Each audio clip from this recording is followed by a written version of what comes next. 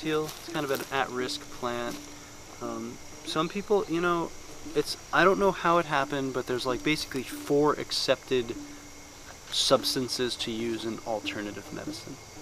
Oregano oil, colloidal silver, golden seal, echinacea. It's pretty much like, I don't know why, those are the ones that people think are just the cure-all panaceas that you need to overdo.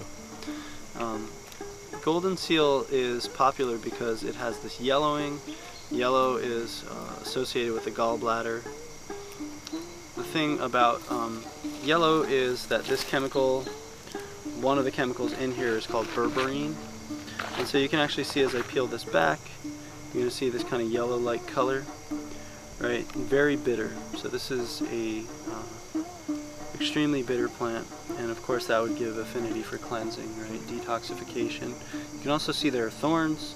So your little survival tip, if you needed a fishing hook, you've actually got fishing hooks. Oh yeah, so about deer.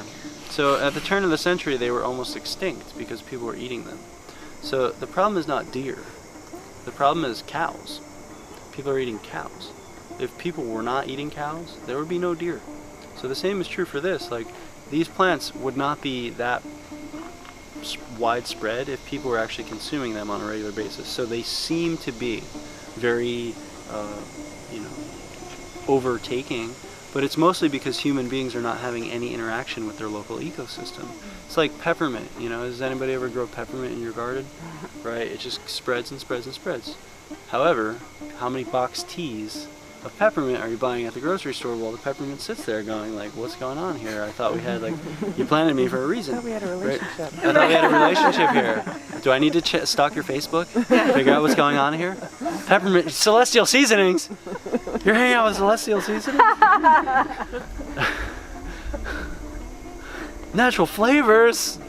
I'm the real peppermint. I thought I was your peppermint.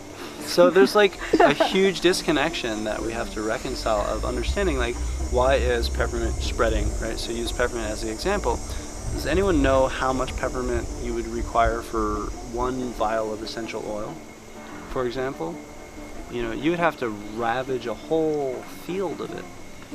So a lot of times I think a lot of these plants which are in abundance should kind of be our new food source. We should adapt and eat these plants which are so abundant, which are not requiring a lot of farming, agriculture, fertilizers, all these kind of things. They just grow by themselves. And so imagine if we were wild crafting garlic mustard for some portion of the grocery store, not necessarily all the mainstream portion of the grocery store, because those people have to change. You see, they have to stop doing what they're doing. You can't just enable them by being like, oh, here, great, yeah, just keep doing exploitive capitalistic garbage. But so these plants are just sitting here and they're spreading and they're just waiting for the time when fossil fuels stop. And I guarantee you, you're not going to be eating too much kale grown in Mexico if fossil fuels end, but you're going to be real friendly with garlic mustard. And if all of us are out there trying to eat garlic mustard every single day, I guarantee you that it's going to go either back into controllable populations, whatever that means, or we're going to really develop a different relationship with it. You know, we're going to suddenly praise it. So it's one of my favorite edible greens. One of the things you could do too is you could, oh nice. Whoa. Wow. This is not the other one. Yeah. But it's trying to get me.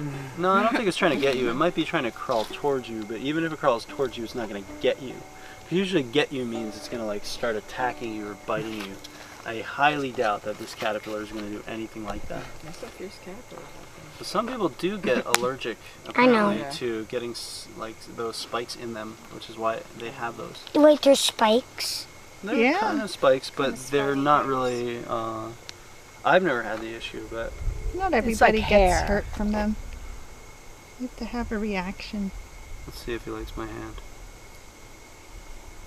He's like, yeah, maybe, stick, human, stick, human, I There like you humans. go. It's really cool. Yeah, I think those are all kind of for bird repellents. Like this one's like, yeah, you can't really mess with me, birds. You're kind of not going to be able to eat me. You like garlic mustard? I'll get the other one. Oh, I think you could stay there if you don't mind. So it's like, is it edible, medicinal, or poisonous? There's a lot of spectrum in between those things. You know, chemotherapy. Is chemotherapy poisonous or medicinal? You know?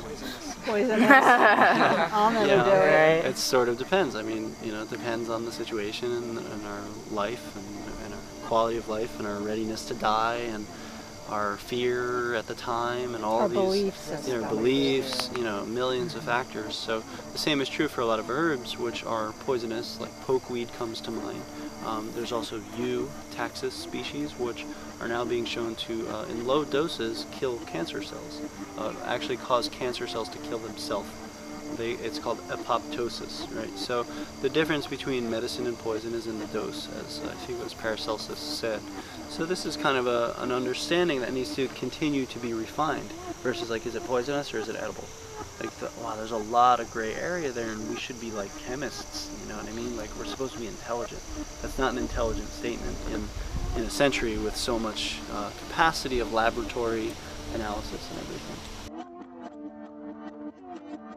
A lot of huff and puff about, but then going to the grocery store and buying stuff made and, you know, shipped to them from Mexico. So they could just get on their hands and knees and start eating this, and it would be so much more helpful than, say, spraying it with pesticides or herbicides and then buying food, you know, from who knows where. So, you know, if you want to get rid of invasives, like, it's really important to eat locally.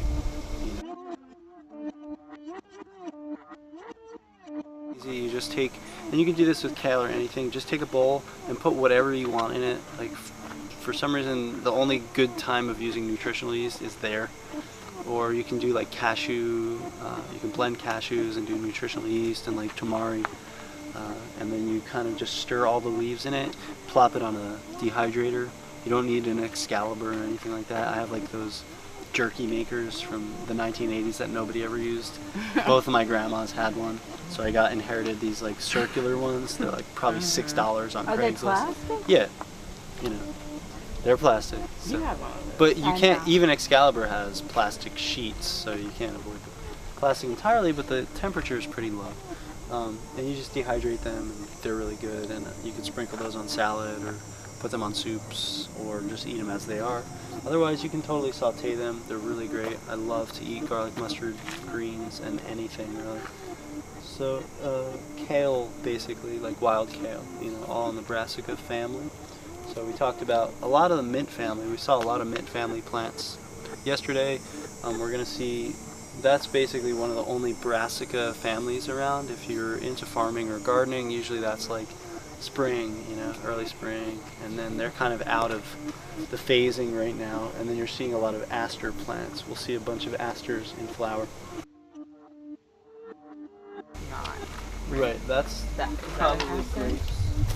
This looks like a grapevine, right? But what you're doing is really good, so like you kind of go around, you know, that's it, that's not it, that's not it, that's not it. You know, I'm constantly doing that. Is this it? That's a grape. That's also a grape. Yep. But this is garlic. Yep. Yeah, and so when I introduce you to this friend, it's not like go out and eat it. It's like go out and try to identify it over and over again until you feel confident.